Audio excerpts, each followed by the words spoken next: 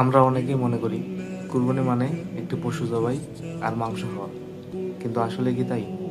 পবিত্র কোরআনে আল্লাহ তাআলা পরিষ্কার করে বলেছেন, আল্লাহর কাছে পৌঁছায় না তাদের গোশত এবং রক্ত, বরং তার কাছে পৌঁছায় তোমাদের তাকওয়া।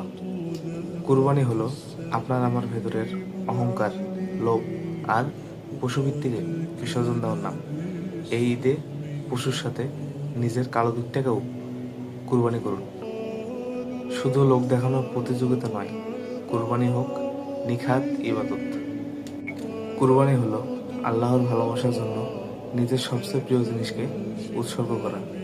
এই উৎসর্গের মাঝে থাকবে না কোনো সুখ্যাতি বা অল্লভ, থাকবে না কোনো অহংকার, থাকবে শুধু এক মুমিনের সৃষ্টিকর্তার প্রতি অগাধ ভালোবাসা এবং নিখাত কৃতজ্ঞতা।